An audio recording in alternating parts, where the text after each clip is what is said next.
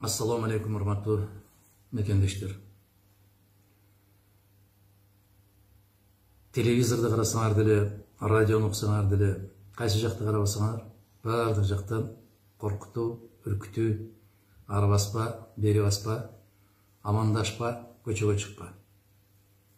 Белгилүү инсандар деле карасаң ошолордун баарын тотугучтай кылып кайталап, эмне үчүн деп сурасам, эч ким жооп бере албайт. Тажы вирусу жугат дейт. Ал кантип жугат экен?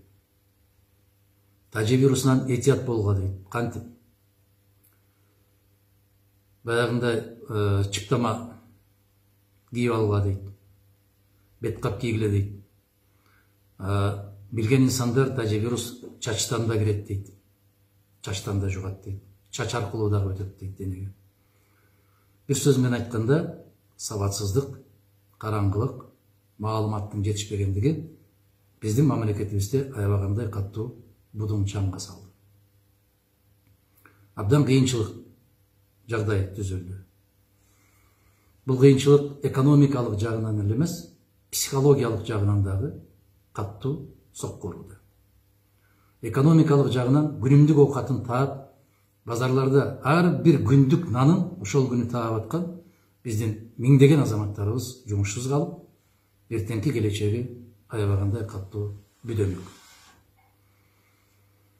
Мына ушул эртеңки күнүн ойлоп, кандай болор экен деген ой санаалар, анан бул оору кандай жугат экен деген коркуу сезимдери баары аралашып келип, будун чаң адамдын ичинде аябагандай уйгу туйгуларды пайда кылды. Бүтүндөй дүйнөлүк дарыгерчиликтердин атасы болгон Абу Али ибн Сино айткан экен. Бир нерседен коркуп жашоонун өзү дарт деп. Кыргыз бийлиги бүгүн бүтүндөй коомду ошондой дартка кабылдырды. Дартка чалдыктырды. Коркутуу, үркүтүү, чочулап, же болбосо кандайдыр бир даражада ушундай бир кырдаалды түзүү бүгүнкү бийликке аябай каттуу пайда алып келип атат. Сыртка чыгып, киши менен амандашпай калды. Ана кээ бир жерлерге барып калсаң, атайын кезектерди күттүрүп коюп, тамак аш саткан дүкөндөрдө кезек турат. Алар айтат, бири-бириңерге 1 метрден жакындап алгыла деп. А эмне үчүн анда кезек күттүрүп атасың сен? Эмне үчүн ошондой шарт түздүң? Экинчи жагынан, Кыргыз Республикасы дүйнөлүк мафиялык өкмөттүн куурчагына айланды. Мына эл дарбыса бирөө кошо дарбыйт дегендей болуп, башка мамлекеттерде эмне болуп атса ошону тугурап, өз алдымчалык менен, өзүнүн акылы менен жашабаган өлкө, жашабаган бийлик өз элине өзү өкүмзарлык кылып атат. Бул оору чоң мамлекеттерге аябай чоң пайдасын тийгизди. Мына салып аткан будун чаңдар Италияда монча киши каза болду, Испанияда мынча киши каза болду, Кытайда мынча киши каза болду, Америкада мынча киши. Карап көрүңүздөр. Эгерде ошол мамлекеттерде жыл башынан 3 айдын ичинде канча киши каза болсо, дал ошончо киши каза болду. Андан ашыкча киши каза болгон жок. Демек, бул мыйзам ченемдүү көрүнүштөр. Кыргызстанда дагы тажылуу вируска ушунча киши чалдыкты дейт. Аттарын атап койбойсуңарбы? Кимдер алар? Көрсөтпөйсүңөрбү? Кайсы кишилер? Кайдан жуктурду? Эмне болуп жуктурду? Жуктурганына канча күн болду? Кыргыз мамлекет эмес, илимдин эң алдыңкы катарында жүрөбүз деген өнүккөн өлкөлөр дагы ага каршы эч нерсе ойлоп таба элек. Бул аскер жаатында колдонулуучу адамдын колунан пайда болгон өтө коркунучтуу вирус. Бирок ал барбы жокпу, эч ким билбейт. Эч ким көргөн жок. Эч ким анын аныктамасын бере албайт. Биздин республикабызда грипптин эле канча түрлөрү бар экенине, ал ошол ооруп аткан киши кайсы түрү менен ооруп аткандыгын аныктай албаган лаборатория коронавирусту аныктап калдыбы? Мен ишенбейм. Бул жасалма түрдө түзүлгөн жагдай, кырдаал. Ушул аябагандай каттуу будун чаңдын аркасында чоң глобалдуу саясат жатат. Бул Германияга абдан пайдалуу болду. Эмнеге? Миллиондогон качкындар Сириядан, башка тараптан Германияга кирип кетүү коркунучу пайда болгондо, ушуну тып токтотту. Францияга аябай чоң пайдасын берди. Бийликке каттуу талап коюп, сары чыптамалар, желтые жилеты чыгып атканда, мына тыйып токтотуп койду. Эмнеге? Коменданттык саат киргизди. Жөнөкөй учурда коменданттык саат киргизсе, анда эл аны көтөрмөк эмес. Кандай жол менен киргизүү керек? Коркутуу жолу менен. Аны дагы тез коркунучта турган коомдон пайдаланып, мыйзамдарды шакылдатып алып салыш керек. Керектүү мыйзамдарды. Италияда бир жылда токтобой койгон өкмөт, кайра шайлоолор болуп аткан өкмөт тып токтоду да калды. Ошон үчүн ызы-чуу, будуңчаң ал жерде эң көбү. Украинаны карап көрүңүздөр. Бул жактан тажылуу вирус деп айгайды салып коюп, көчөгө кишилерди чыгарбай коюп, түнү менен парламентти айыл чарбага таандык болгон жерлерди сатуу жөнүндө мыйзамды кабыл алышты. Бул чыккынчылык. Башка мамлекеттерди карасаңыздар, адам эркиндигин тыюу жөнүндөгү мыйзамдардын баары бир күндө 3 окуудан кабыл алышып, мыйзамдаштырып отушат. Бул өтөт. Өткөндөн кийин кайда болобуз биз?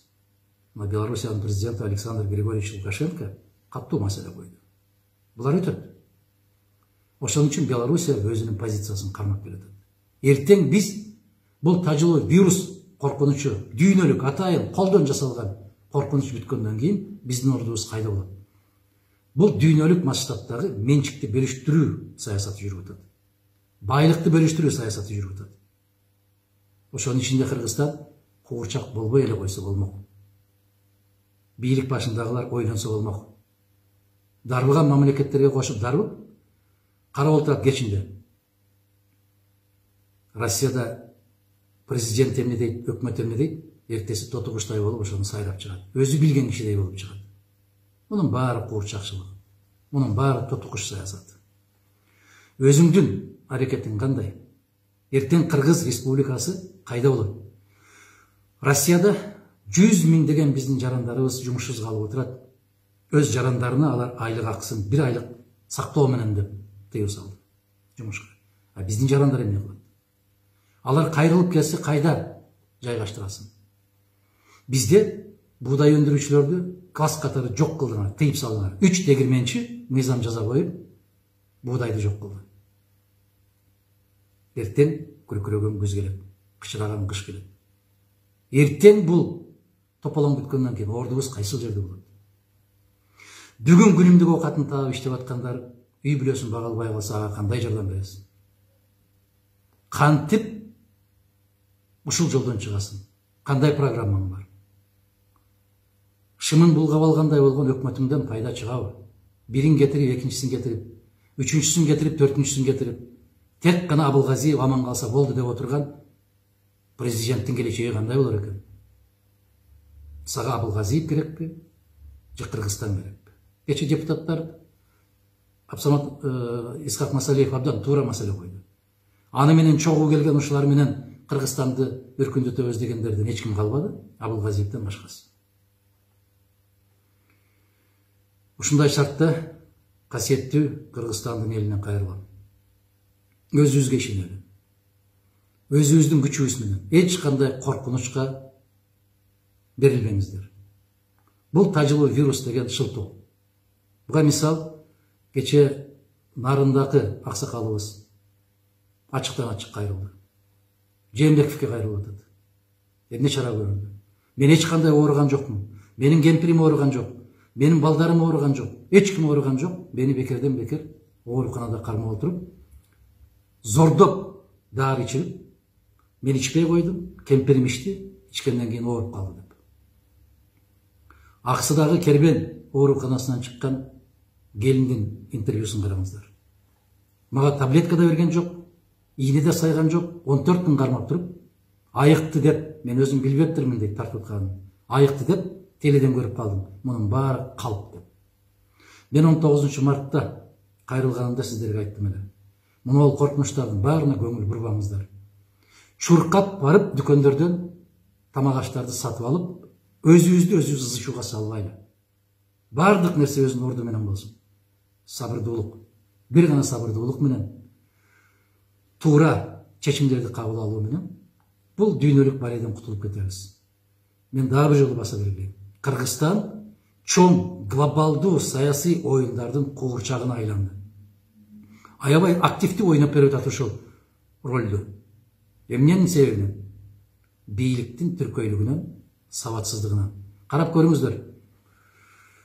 Кыргызстанда ушундай ызы чуу чыга электе дүйнөлүк эми 121 миллион доллар бөлүп атат Кыргызстанга. Андай ызы чуу чыга эле. Эмне үчүн?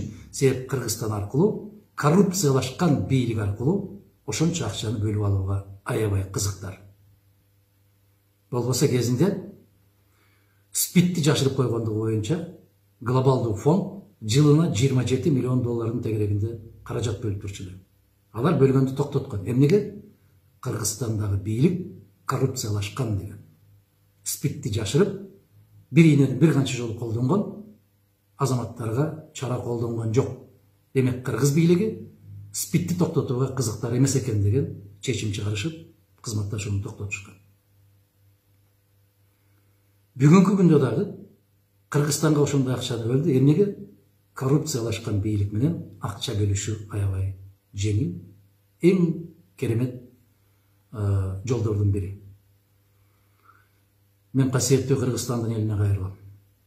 Ыйманыбызды бекем кылалы, пейилибизди ток кылалы, өзүбүз тазалык жагына бекем көңүл буралы.